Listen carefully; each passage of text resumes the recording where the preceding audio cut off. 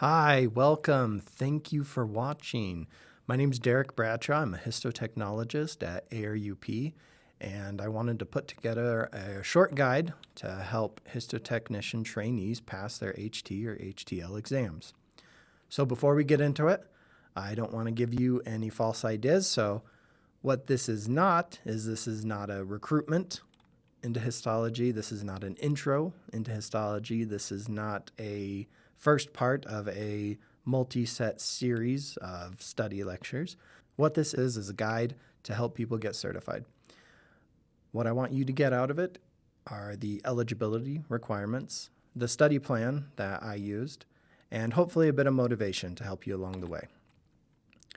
So the things I want to cover this presentation are the reasons to get certified, the route eligibility requirements, the study plan, and kind of some miscellaneous exam information. So let's get right into it. Is it worth it to get certified? Number one, financial incentives. Who doesn't want that, right? Get some more money for what you're doing. Career opportunities. This allows you to move up or move laterally.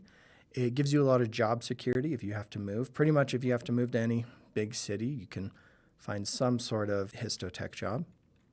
And third, it is absolutely possible. I promise. I know maybe it seems daunting. Maybe you've even taken it before and failed and feel pretty disheartened after that. So I know you can do it. Thousands of people have done it. It's within your grasp. You've done more difficult things in your life, I'm sure. So the hardest part for me was how to get started and how to study, and we're going to cover that. But first, let's talk eligibility. So there's lots of text coming up. So eligibility, do I qualify for this exam? So there's two exams, the HT histotechnician or the HTL histotechnologist.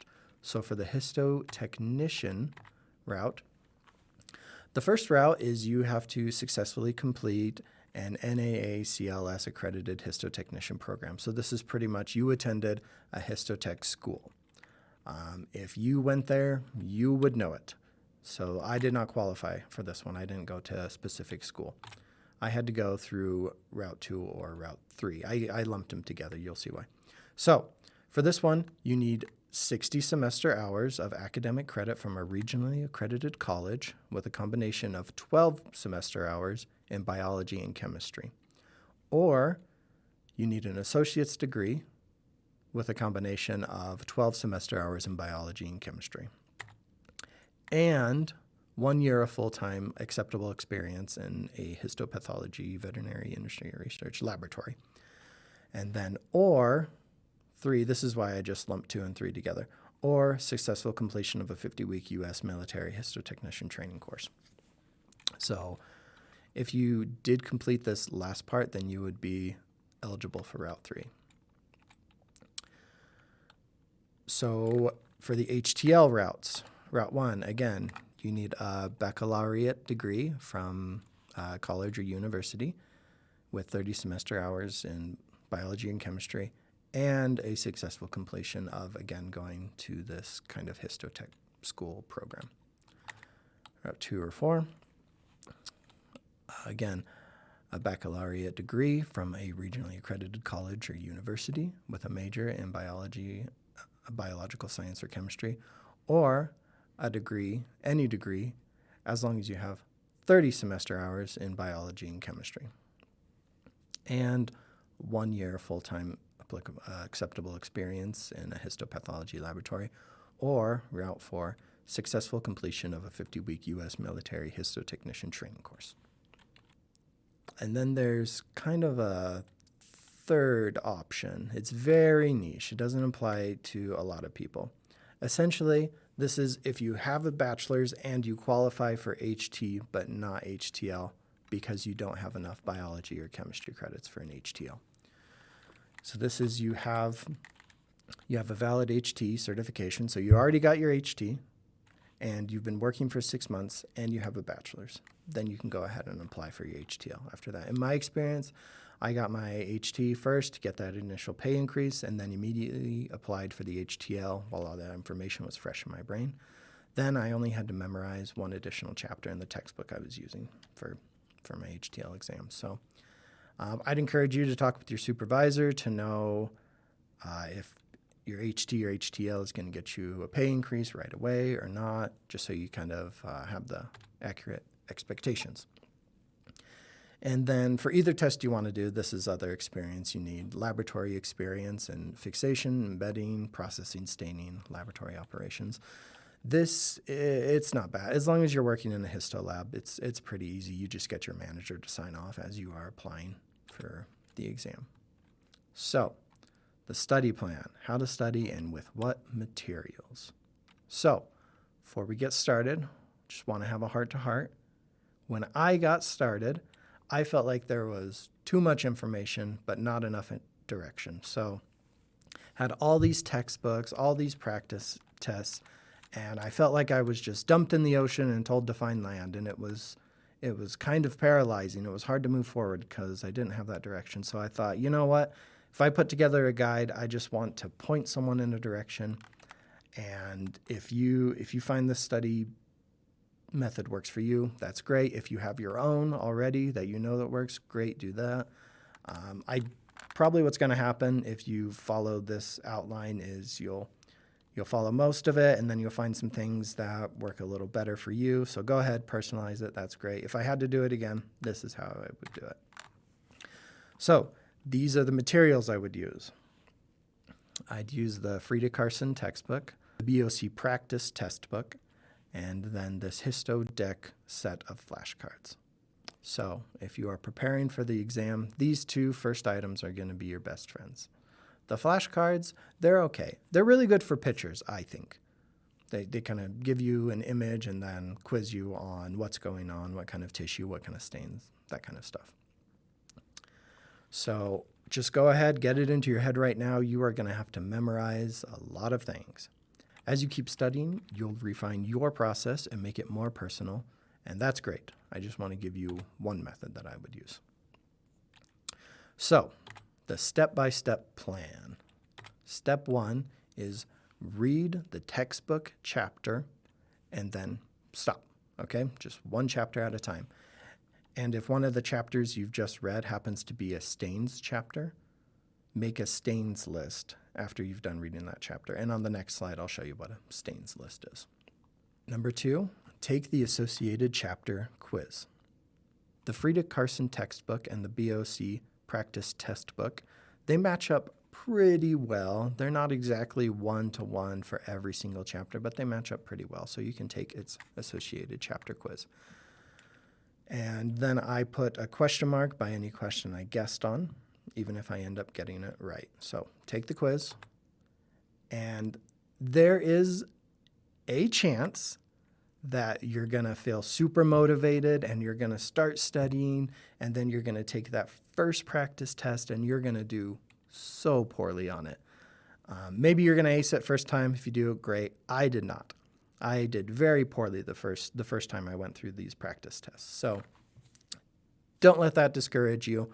You will get better, I promise. So hang in there.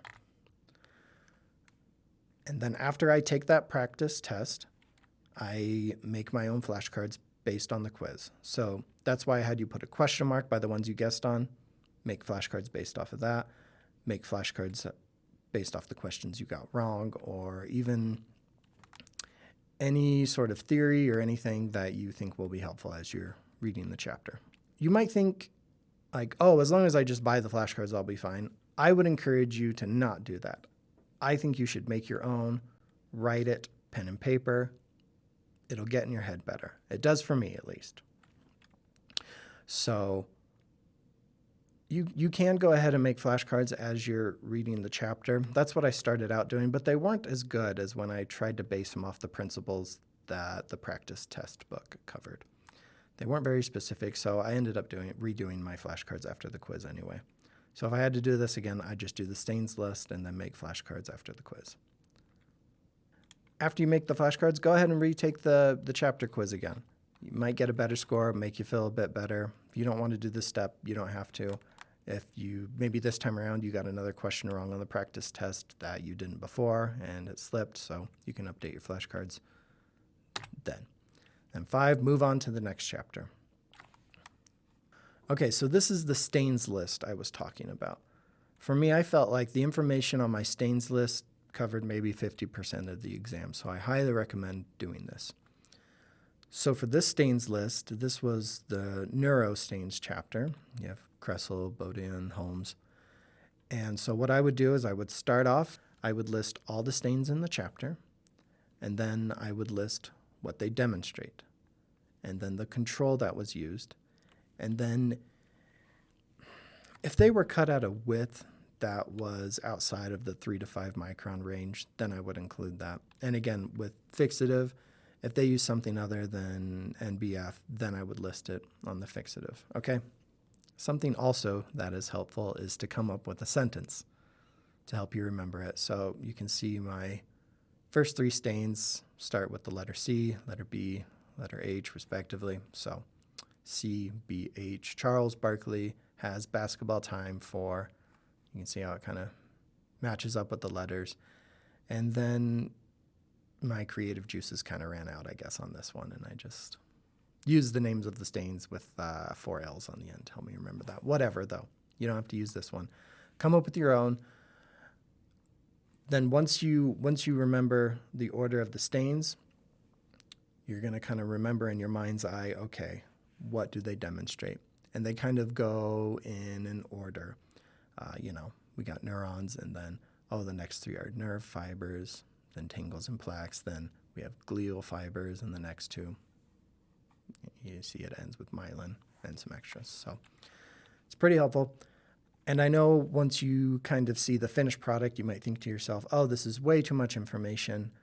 I'm never going to be able to remember this. But just try and memorize 1 column at a time. Just start off like, okay, once you can remember the name of the stains, then move on to what they demonstrate. Then move on to the control used for them. Okay, so another reason why you want to make the stains list is because then you can kind of keep your flashcards separated by chapter. Because the practice test book, chapter 1, the very first quiz, it has questions from chapter 1 in the textbook. So they match up 1-to-1. And again, same for chapter 2 in the practice test book and for chapter 3. But the 4th chapter in the practice test book has questions from chapter 6 through 14 in the Frida Carson textbook. And it's not like you're going to get only questions from chapter 6 at the beginning and then chapter 7 and then 8. They're not in order in that sense. So when you take that test, yeah, you might get kind of a lower score because it's a lot to take in, especially for your first time. So if you make the stains list, it just kind of helps to keep your flashcards separated and helps you study by topic. And again, as you keep studying, you're going to refine your process. You're going to find something that works better for you and go ahead and follow that. You don't have to stick to this one method. I just wanted to give some direction to help you along the way. So one more time, step-by-step plan, read the chapter, take the chapter quiz, make flashcards, retake the quiz if you feel inclined, move on to the next chapter. Okay, and this last section just has kind of some miscellaneous exam info. So this is the method that the test uses, the CAT method, Computer Adaptive Testing. The Board of Certification uses CAT testing because it measures knowledge and skills more accurately and quickly than standard fixed form tests. In CAT, a more difficult question follows a correct answer, and a less difficult question follows an incorrect answer to identify the test taker's ability level in each area. So this is how it works. Don't read into this while you're taking the test, though. Don't overthink it. You're already taking the test, stressing about it more, about this especially, it won't help you. Okay, I remember, I think when I took my HT, the very last question I got was a very easy question, I thought. And I was like, oh no, I ended on an easy question. It means I've gotten everything wrong, and I ended up passing. So again, don't overthink it. This is how it works, yeah, but don't try and gauge, how you're doing. Just take the test, mark any question you have for review. If there's time, go back through, look at every question, see if you feel good about it, if you want to change something. if maybe something in a further question brought something back to your mind, and now it'll help you answer an earlier question. Okay, so what textbook chapters do I study for each test? If you're taking the HT test, go through every chapter in the Frida Carson textbook except chapter 12, which is immunohistochemistry. And then for HTL, every chapter. So I took both exams, and when I took the HT exam, I didn't get any immunohistochemistry questions. If you get a couple IHC questions for the HT exam, it's like good for you. It's probably because you got a bit of a higher score than me, so it is possible. Okay, another thing is you can brain dump once you're all signed in. You've acknowledged that you are who you say you are. You're not going to cheat. You're on the first question. You have scratch paper, or they give you a whiteboard, and you can brain dump. So that's why the stains list were so helpful for me, because I could just write out the name of the stains, and then in my mind, I could see what they demonstrate and the control used and fixative and the cut width and all of that.